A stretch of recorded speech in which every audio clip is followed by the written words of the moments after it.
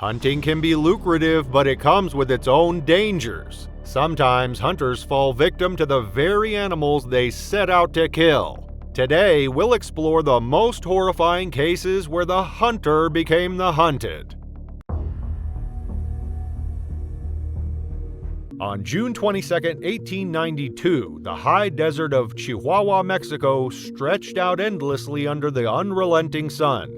The vast plains and rugged canyons stretched over 100,000 square miles, but were sparsely populated with human settlements few and far between. Among these outposts was Colinia Pacheco, a small Mormon settlement established by families who had fled persecution in the United States. The Neagle family was among them, working tirelessly to establish a foothold in the unforgiving wilderness. Brothers Hiram, 22, and George Neagle, just 18, had been tasked with maintaining one of their family's ranches outside the colony. It was hard, isolating work, but Hiram, the elder of the two, approached it with determination. The brothers were no strangers to the challenges of ranch life, from unpredictable weather to the ever-present threat of predators. They had grown up in these conditions, learning to rely on their wits and each other to survive. Chihuahua's wilderness was home to a host of wildlife, but none posed as great a threat as the Mexican grizzly bear. Towering over 6 feet on its hind legs and weighing up to 600 pounds, the grizzly ruled as the apex predator of the region. Its immense strength, sharp claws, and powerful bite, delivered with 3-inch-long teeth, made it a creature to be feared and respected. By 1892, the grizzly population was already in decline due to overhunting and habitat loss, but in this corner of the desert, they still roamed. The Neagles' troubles began when they noticed their livestock disappearing. Over several weeks, they found the remains of goats and cattle scattered across the property, their carcasses bearing the unmistakable signs of bear attacks. The losses were substantial, and the brothers knew they had to act. One evening, Hiram spotted a massive grizzly near the ranch while returning from the river. It was clear this bear was responsible, and it had grown bold enough to come dangerously close to their home. Determined to protect their ranch, Hiram and George armed themselves with rifles and set out to track the bear. They rode on horseback for miles, following the trail of destruction the predator had left behind. The tracks led them along the Gavilan River and eventually to a canyon flanked by rugged hills. Scattered among the tracks were the remains of livestock, grisly evidence of the bear's rampage. As the brothers pressed on, they decided to split up to increase their chances of spotting the animal. George rode ahead, scanning the rocky terrain for any sign of movement. It wasn't long before he saw it, a hulking brown figure moving in the distance. He shouted for Hiram, and the brothers quickly regrouped. Dismounting their horses, they raised their rifles and took aim.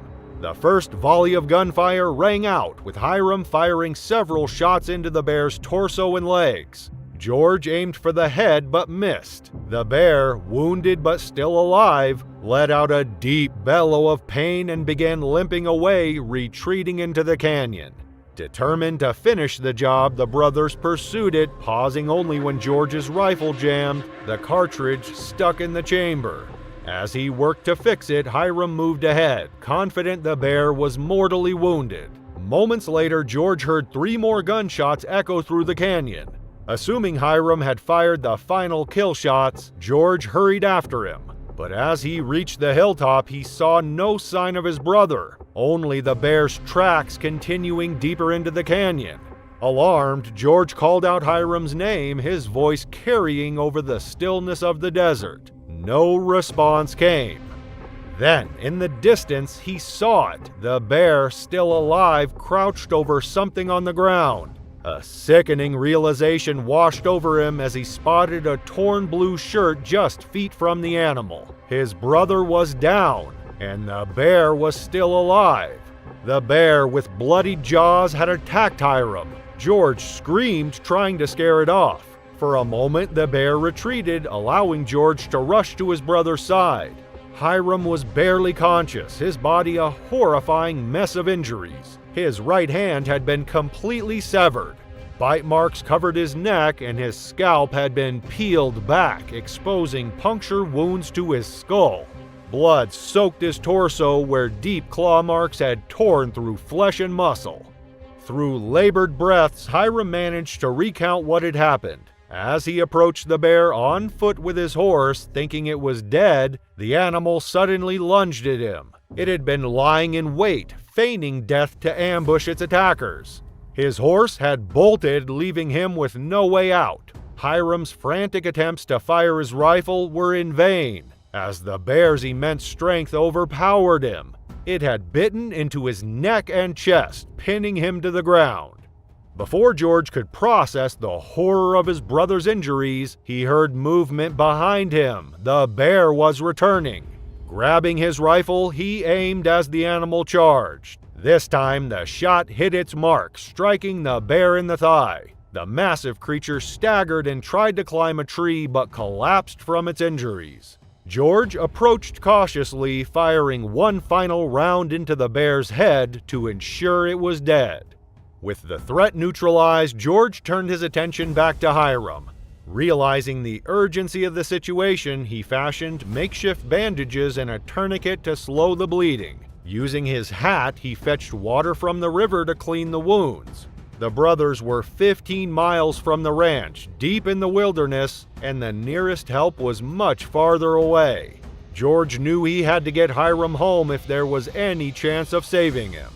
Wrapping Hiram in blankets and securing him on his horse, George began the long and grueling journey back to the ranch. Hiram slipped in and out of consciousness, his strength fading with each passing mile. George walked alongside the horse, urging it forward through the dark, treacherous terrain. The brothers reached the ranch hours later, but Hiram's condition had deteriorated severely. Infection had set in, and without antibiotics, still decades from being discovered, there was little hope. The family decided to take Hiram to a nearby town in a desperate bid to find medical help. Doctors from neighboring areas arrived, doing everything they could to treat his injuries, but their efforts were in vain. Over the next 2 days, the infection spread and Hiram's condition worsened. At 10 p.m. on the night of June 24, 1892, surrounded by his family, Hiram succumbed to his injuries. Hiram's death was a devastating blow to the Neagle family and the tight-knit community of Colonia Pacheco. At just 22 years old, he had displayed remarkable courage and resilience, facing a predator that few could survive. The Mexican grizzly that killed him was one of the last of its kind, a species driven to extinction by 1964. Today, the story of Hiram and George Neagle endures as a harrowing reminder of the dangers faced by settlers in the wilderness. Though the Mexican grizzly is now gone, the canyons and rivers of Chihuahua remain, silent witnesses to a battle that claimed the life of one young man and forever changed the life of another. On the morning of March 23, 2024, the sun had just begun to cast its golden light over the snow-covered woods of Georgetown, California. The air was crisp and the silence of the wilderness wrapped around two brothers as they made their way deeper into the forest. Talon and Wyatt Brooks were no strangers to these woods, having spent countless hours hunting and camping here since they were children. Their father, a seasoned outdoorsman, had taught them not only how to track and hunt, but also how to survive in the wild, lessons that had shaped them into skilled hunters. That morning, the brothers set out on an expedition to collect shed antlers and hunt wild boar, a task they looked forward to each year. It was early spring, and while the land was still cloaked in snow, the boars were plentiful, and the antlers lay scattered among the trees. With their backpacks filled with supplies and a bond that only years of shared brotherly experiences could create, they ventured into the wilderness, unaware of the danger that lay ahead. The campsite they chose was familiar, tucked away just off the road where they could camp under the thick canopy of pine trees. They spent the afternoon setting up their camp, joking and laughing as they prepared for a quiet night under the stars. Dinner was a simple affair, cooked over an open flame with enough food to last them through the night. Though their father wasn't with them on this trip, the brothers were more than capable of handling themselves. It wasn't the first time they had ventured out alone. After eating, the brothers set out to hunt, knowing that the boars would be active as the sun began to set. Within a couple of hours, they had successfully downed one boar and found a few prime antlers to collect. They spent the rest of the afternoon dressing the boar and hauling it back to camp. Unbeknownst to the brothers, the smell of the hunt, a mix of fresh meat and blood, carried through the forest, leaving an open invitation to any predators in the area. As the night fell, the brothers cleaned up at a nearby stream, then retired to their tent to sleep, unaware that the aftermath of their hunt had drawn the attention of a hungry cougar. The beast had been prowling the area, its sharp eyes catching the scent of the carcass. It had waited until darkness settled, slipping into the shadows near the camp. The faint sounds of the brothers' voices and the warmth of the fire were enough to make the cat hesitant, but the hunger gnawing at its belly urged it forward. The cougar had lingered in the woods all night, watching the camp from a distance, its instincts driving it closer and closer to the prize. But when Wyatt stepped out of the tent in the early morning to relieve himself, the predator saw its chance. Stealthily, it crept through the underbrush, closing in on the unsuspecting brothers. Talon and Wyatt had no idea they were being stalked. As they made their way back toward the woods, the cougar remained silent, moving stealthily in the shadows. The brothers, focused on the path ahead, noticed nothing unusual. But then, in a split second, the cougar leapt from its hiding place, its powerful body crashing into Wyatt. With deadly precision, it raked its claws across his face, leaving deep gashes that tore through flesh and bone. Wyatt screamed in pain, but before he could react, the cougar was on top of him, its teeth sinking into his cheek and neck. Talon, who had been just a step ahead, rushed to his brother's aid. He threw down his rifle and, with the strength of desperation, lunged at the beast. His body collided with the cougar, knocking it off his brother and sending it tumbling through the air. In the chaos, Talon shouted at Wyatt to run. Blood poured from his brother's face and his left eye was all but lost. Stumbling, disoriented and half blind, Wyatt ran for the camp, leaving a trail of blood in the snow behind him. In his panic, he managed to grab a phone and dial 911, though his hands were slick with his own blood and his vision blurred. Talon fought with the mountain lion, trying to keep it away from his brother, but his efforts were in vain. The cougar, furious and afraid, attacked again, its claws slicing through his body with terrifying force. Talon's cries filled the air as he tried to fight back, but the lion's grip was relentless. Within moments, Talon was on the ground, unable to protect himself from the creature's savage assault. The lion tore into his throat, silencing him forever. Wyatt reached the camp, finally managing to speak to the 911 operator before he passed out from shock and blood loss. The paramedics arrived moments later, but it was too late for Talon. They found him just a few feet from the camp, his body mangled beyond recognition. The cougar had been standing over him, feasting on its prey when the officers arrived. They fired their shots, driving the lion back into the trees, but it was clear that Talon was already gone. The cougar was eventually tracked down and euthanized. Its stomach revealed the horrifying signs of its predation, with blood still fresh on its muzzle. Wyatt, though gravely injured, was rushed to the hospital. The surgeons worked to save what they could of his face, though his injuries were severe. Wyatt was expected to recover, though his appearance would forever be altered by the brutal attack.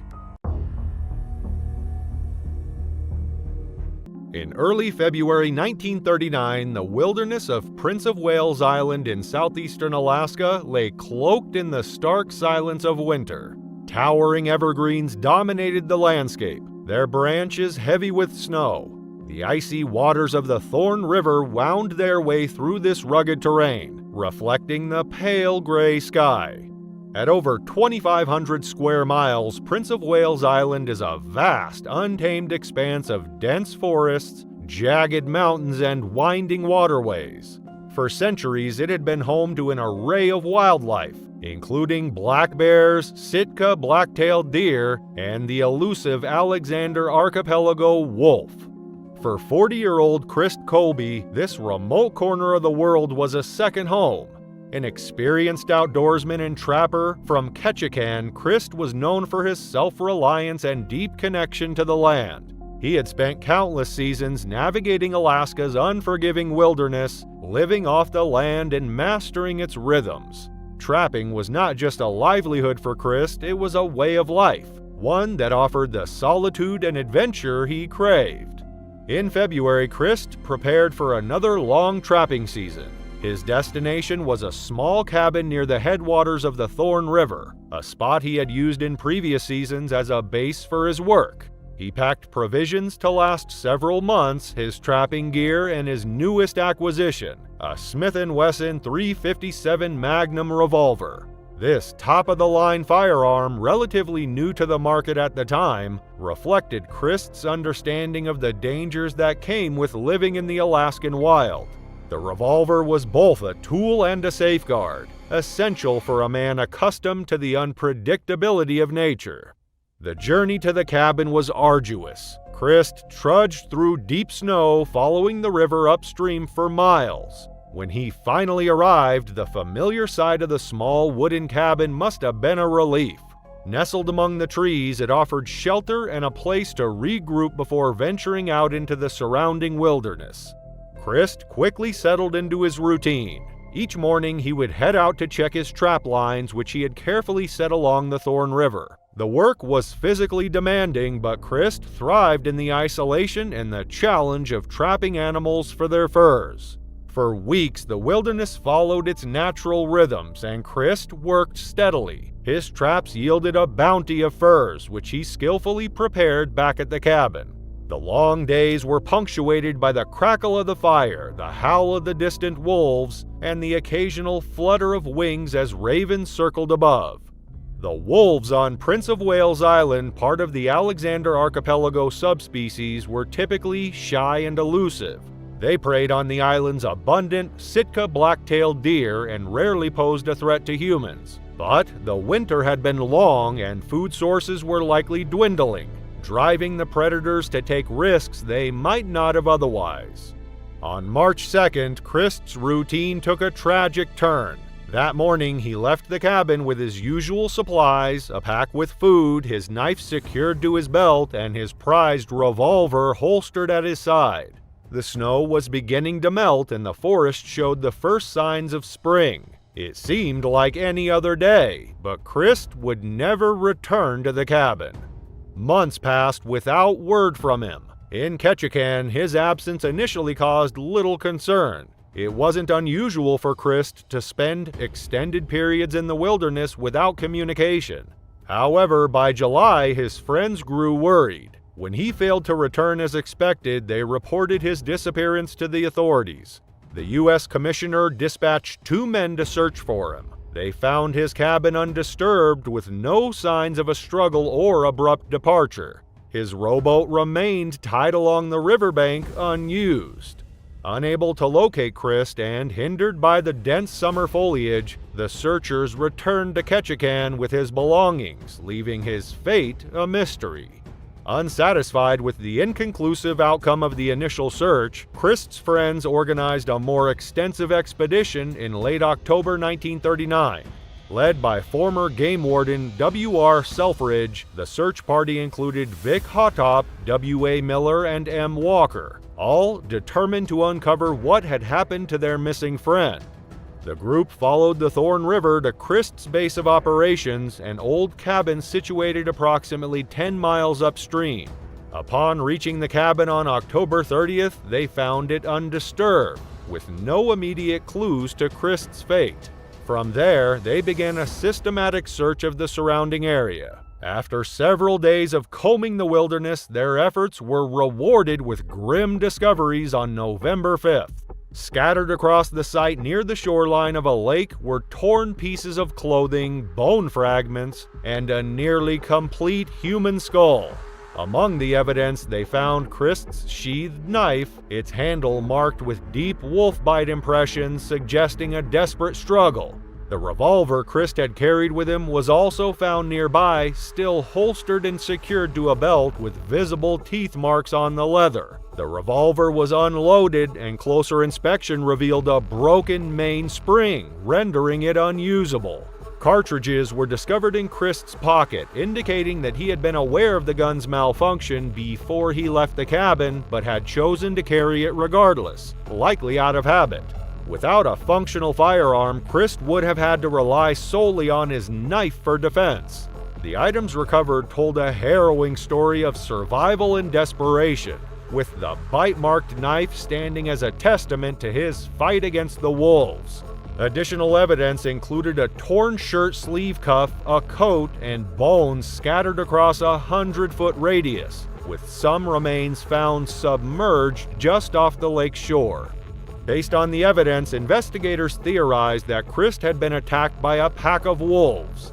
The Alexander Archipelago wolves that inhabit Prince of Wales Island are a subspecies of the gray wolf, smaller but highly intelligent and coordinated hunters.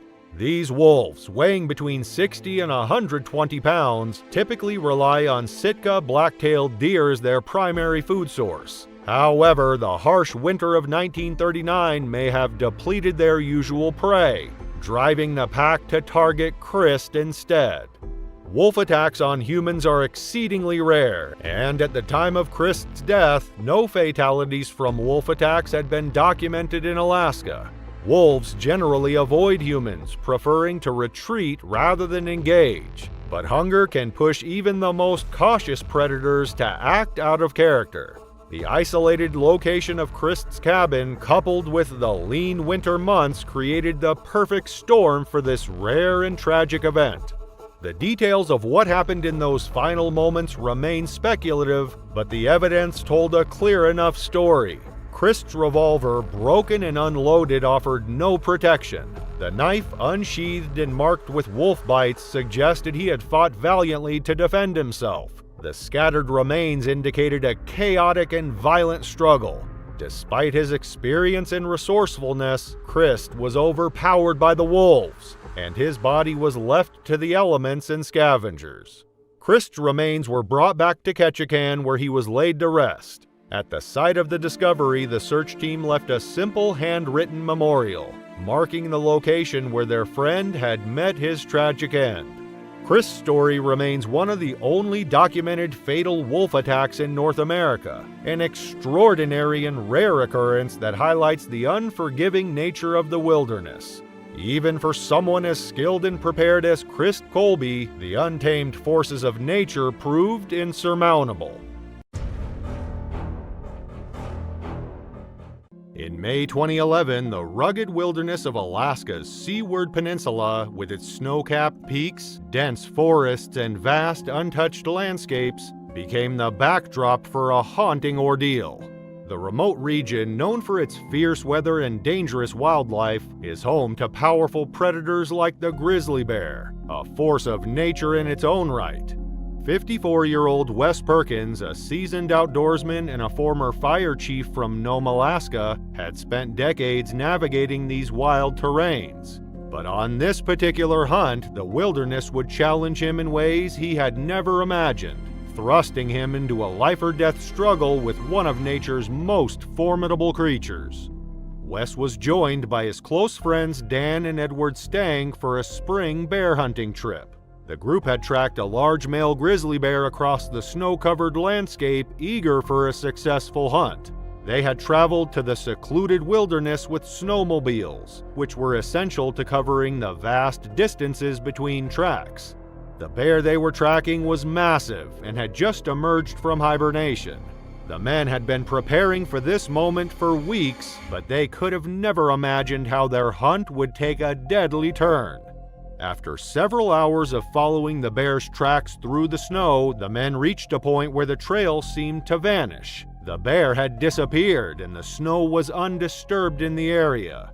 The trio began to fan out, searching for any clue that would lead them to the elusive predator.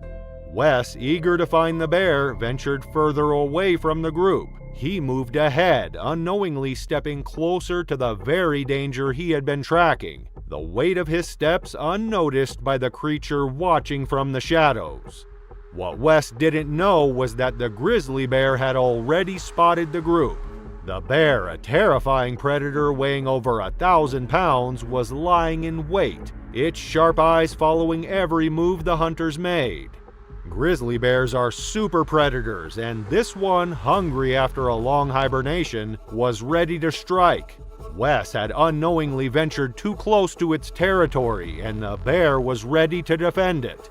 Wes took a few more steps when he suddenly felt the ground tremble. The massive grizzly charged, emerging from its hidden position with terrifying speed. The bear moved faster than Wes could react, and in seconds it was on him.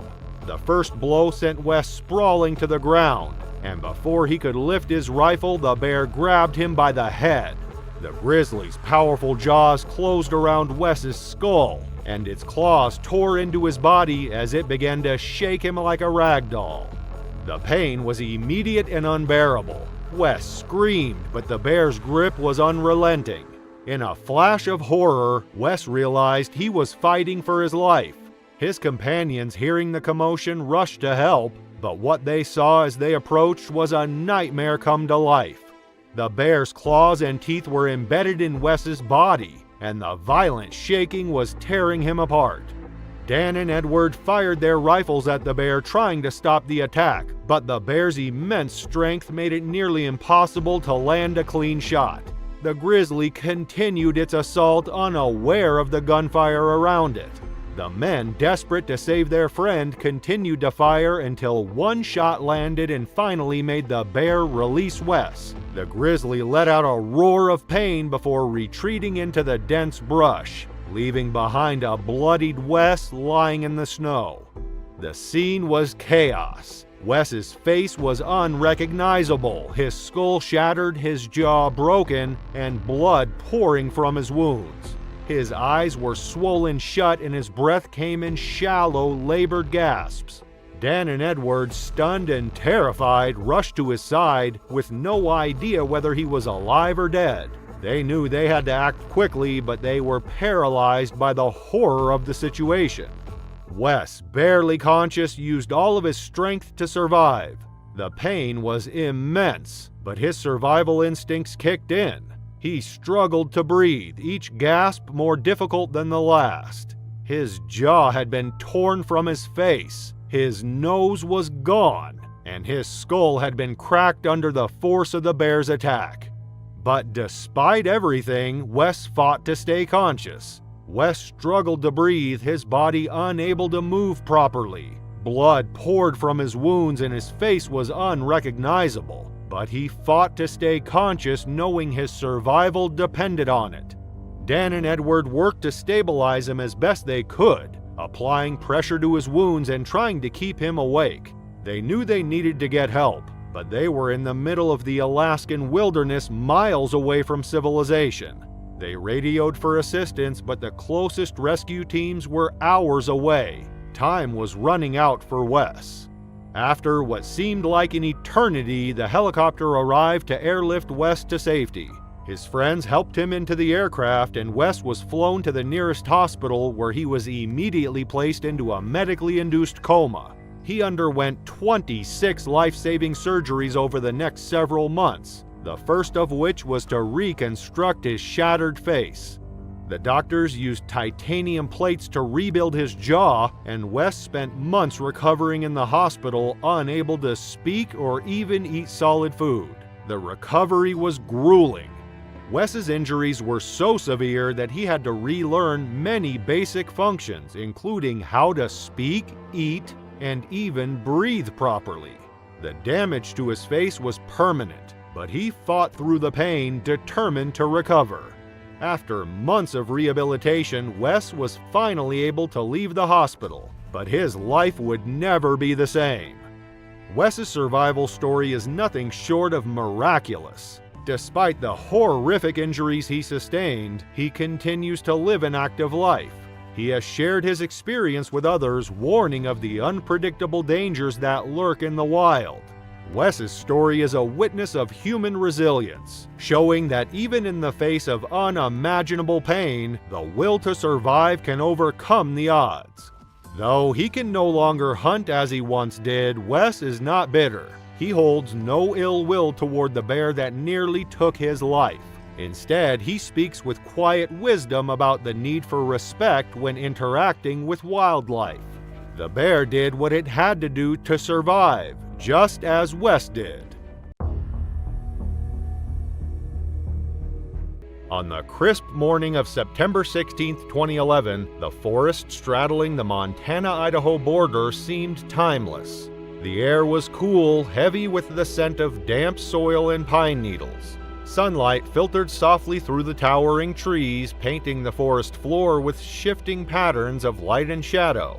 It was serene, almost unnervingly so. The only sounds were the faint rustling of leaves and the distant calls of birds. Beneath this peaceful veneer, however, lay the potential for danger. For 39-year-old Steve Stevenson, this was the wilderness he cherished. A devoted husband and father of 2 daughters aged 14 and 10, Steve was the embodiment of dedication. During the work week, he labored as a miner with Highcraft Mining, extracting silver and gold from the earth, but his weekends belonged to the outdoors. A seasoned hunter and hiker, Steve was deeply connected to the land. Those who knew him spoke of his warmth and selflessness. He often took younger or less experienced hunters under his wing, eager to share his passion for nature. This trip was meant to be an escape from the routine, a chance to enjoy camaraderie and the thrill of the hunt. Joining him was 20-year-old Ty Bell, a fellow hunter and friend from their hometown of Winnemucca, Nevada. The 2 men had joined a larger group of hunters, each with valid permits to pursue black bears in the region.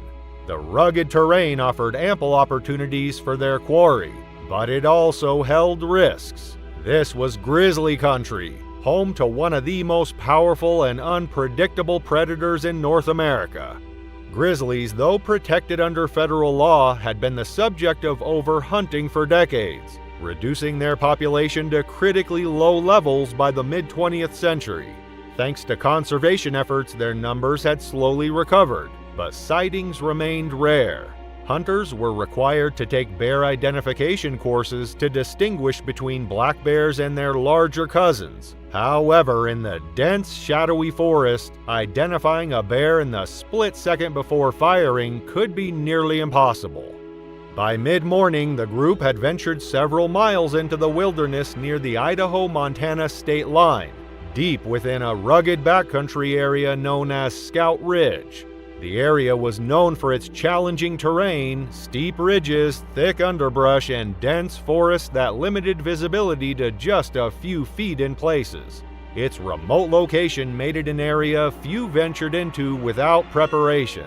Even for experienced hunters like Steve and Ty, the isolation meant that help was hours away if anything went wrong.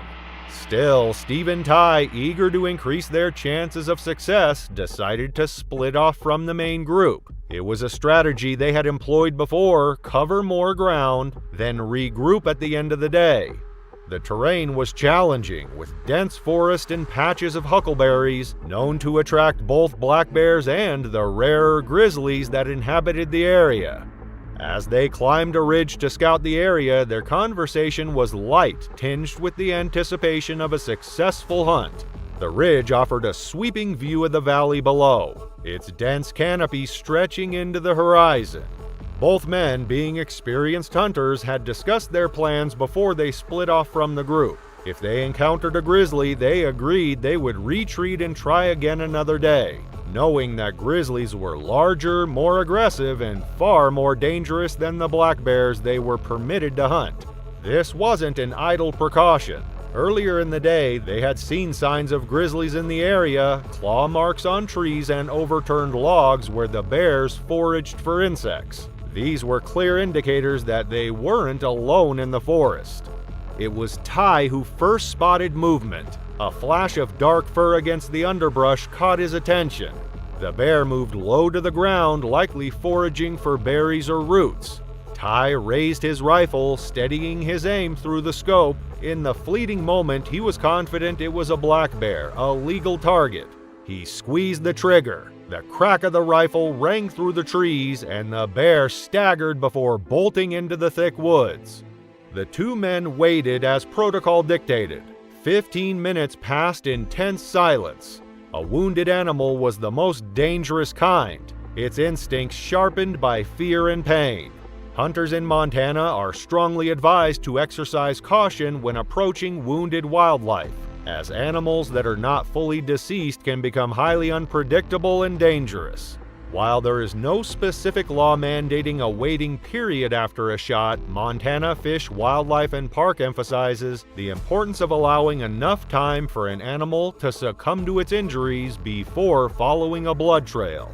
Despite their experience, Steve and Ty decided to follow the blood trail after just 15 minutes, unknowingly placing themselves in a perilous position. The dense forest limited visibility and concealed the grizzlies' movements. The trail led them into denser, darker parts of the woods, where sunlight barely penetrated. The stillness around them felt oppressive, as if the forest itself was holding its breath. What they didn't know was that their target wasn't a black bear at all. It was a grizzly, one of only 45 known to dwell in the Cabinet Yaak ecosystem. At an estimated 400 pounds, it was smaller than some of its kind, but still a powerful predator. Grizzlies are known for their aggression when threatened, and this one had been provoked. The trail suddenly ended in a thicket of trees. Steve and Ty heard it before they saw it, the low, guttural sound of a bear's growl, followed by the unmistakable crunch of twigs underfoot.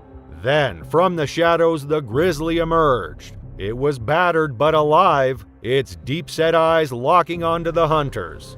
For a moment, time seemed to stand still. Then the bear charged. The men reacted instantly, raising their rifles and firing. The shots rang out, but the grizzly didn't falter. Fueled by adrenaline and rage, it barreled forward. Steve, seeing the bear was fixated on Ty, made a split-second decision. Shouting and waving his arms, he positioned himself between the bear and his younger companion. It was a selfless act, one that spoke to Steve's character. The bear's attention shifted. It lunged at Steve, knocking him to the ground. Ty, now frantic, fired shot after shot at the animal. The grizzly's powerful jaws clamped down on Steve's leg, and its claws tore through his flesh. Steve fought back with every ounce of strength he had, but the bear's weight was overwhelming. Ty's hands trembled as he reloaded his rifle, his heart pounding in his chest. In the chaos, one of Ty's shots struck Steve in the chest. It's unclear whether the bullet ricocheted off the bear or hit Steve directly, but the result was devastating. Moments later, the bear collapsed from its wounds, its massive body slumping lifelessly beside Steve. Ty rushed to his friend's side, assessing his injuries. Steve lay motionless, blood pooling around him. Amidst the claw wounds and deep lacerations, Ty noticed a gunshot wound to the chest. The realization set in. One of his own bullets had struck Steve during the attack. With the other members of their hunting party far off and unaware of the situation, Ty made a desperate call to emergency services, his voice shaking as he relayed their location. The remote nature of the forest posed significant challenges for the rescue team. Ty stayed with Steve until help arrived, scanning the silent forest around him with his rifle close at hand, unsure if other predators might approach. Hours passed before a helicopter finally reached Scout Ridge. Steve's body was airlifted from the scene and taken to Lincoln County authorities. An autopsy later confirmed that while the bear's attack had inflicted severe injuries, it was the gunshot wound that had ultimately caused Steve's death. The grizzly was taken to a lab in Bozeman for examination, where wildlife officials confirmed it was a male, estimated to be 6 to 8 years old. Its death became another dark reminder of the fine line between human activity and the unpredictable forces of nature in these shared landscapes. For Ty Bell, the tragedy was a heavy burden to bear. Though no charges were filed against him, authorities ruled the incident an accident. He was haunted by the knowledge that his actions, however unintentional, had taken his friend's life. The emotional toll was immense, a weight he would carry for the rest of his days.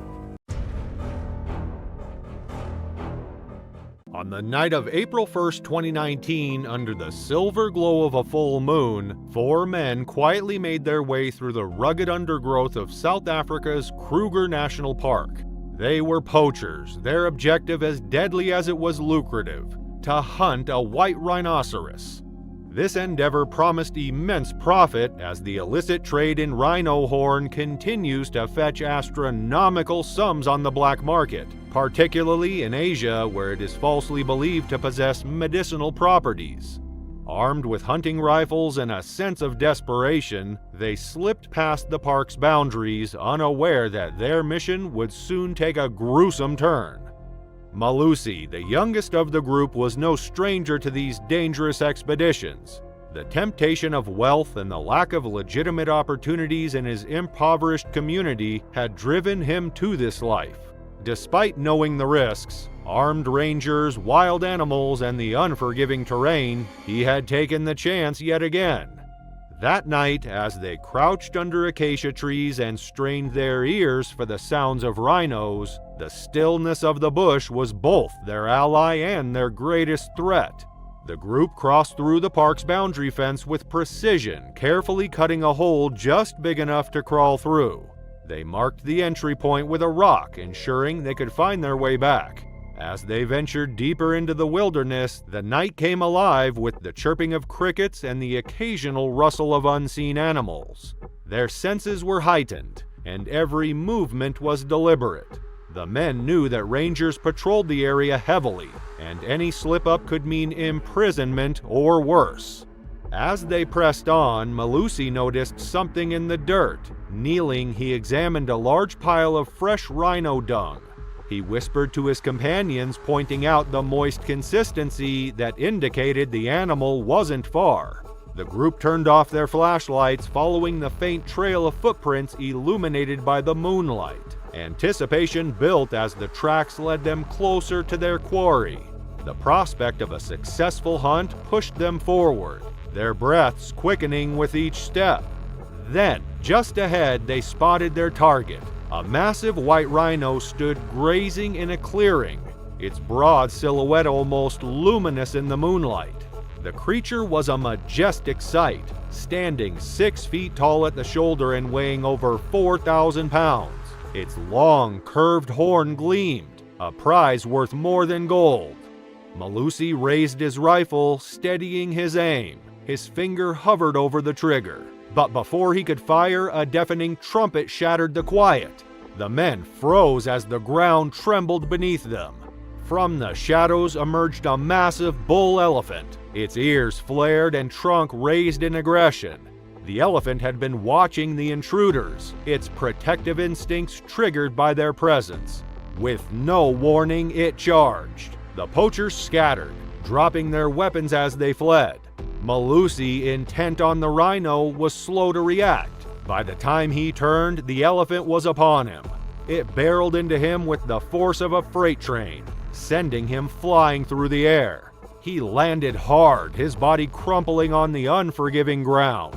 Before he could process what had happened, the elephant charged again, its colossal foot coming down on his chest. The sickening sound of bones breaking echoed through the clearing as Malusi's screams pierced the night.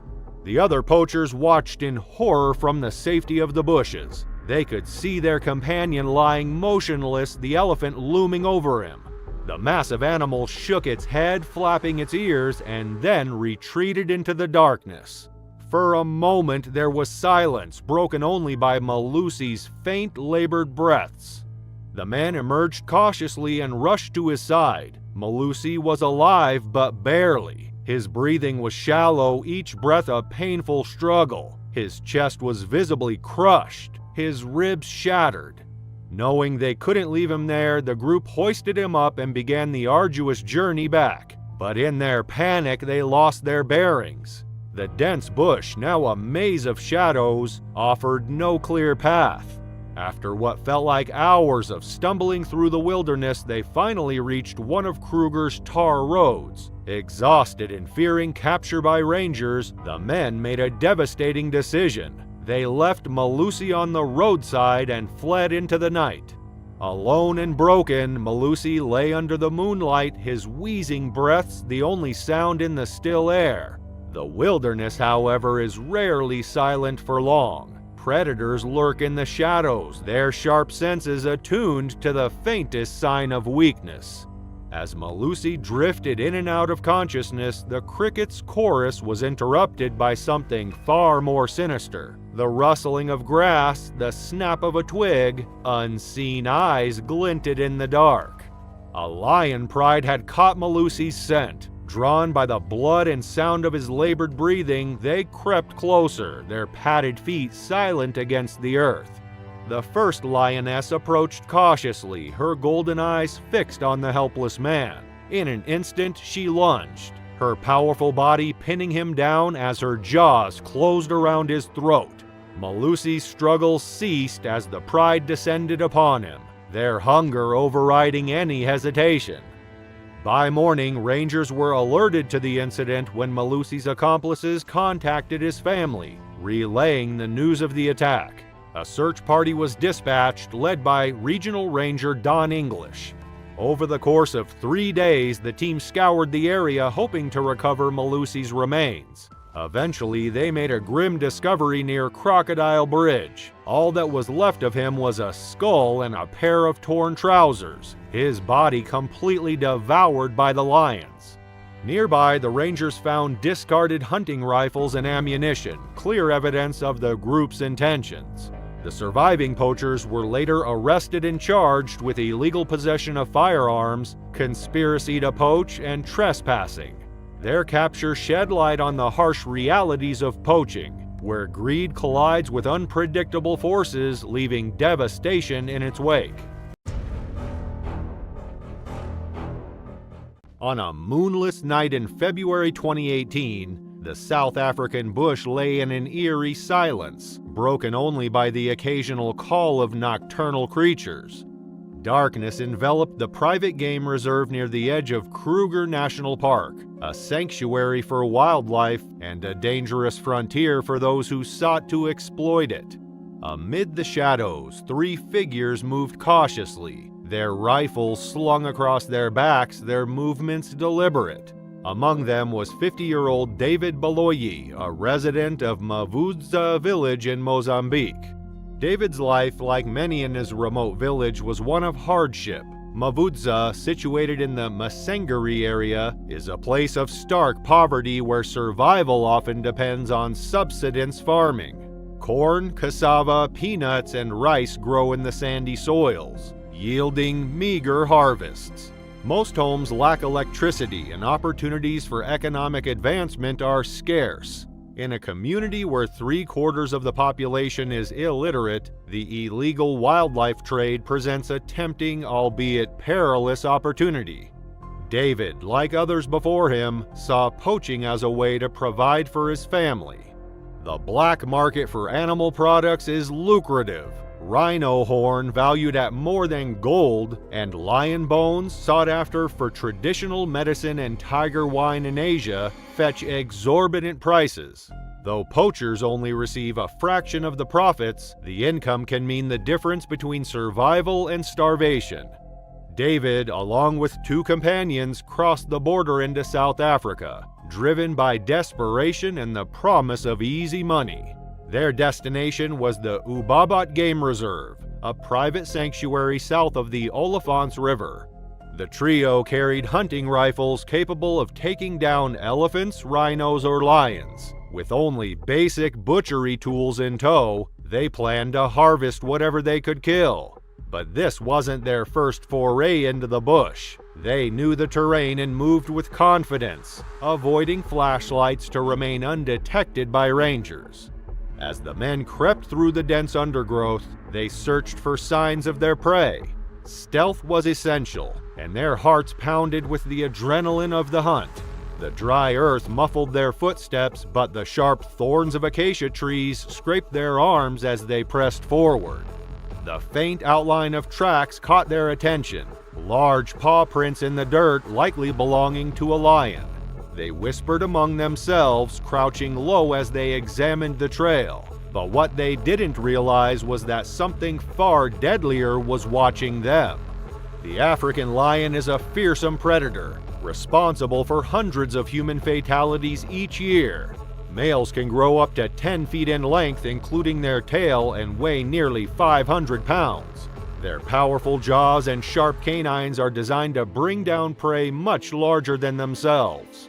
While lions can hunt during the day, they are masters of the night. Their night vision is 6 to 8 times better than a human's, allowing them to stalk silently and strike with precision under the cover of darkness. As the poachers moved forward, they unknowingly ventured into the territory of a lion pride. The lions, perfectly attuned to the darkness, had the advantage. The men, blinded by the lack of moonlight, stumbled into a deadly trap. Suddenly, the silence was shattered. David let out a cry as a lioness struck him from the shadows, knocking him to the ground with immense force. His rifle discharged, the gunshot sounding through the bush. The lioness's powerful jaws clamped around his skull, her sharp canines puncturing bone. David screamed, thrashing and kicking as he tried to free himself. The two other men, paralyzed with fear, watched in horror as more lions emerged from the darkness, their golden eyes glowing menacingly. Panic overtook them. Dropping their weapons, they turned and ran, their hearts pounding as they fled through the bush. The sounds of David's cries and the growls of the lions faded behind them as they crashed through the undergrowth. Their flight was chaotic.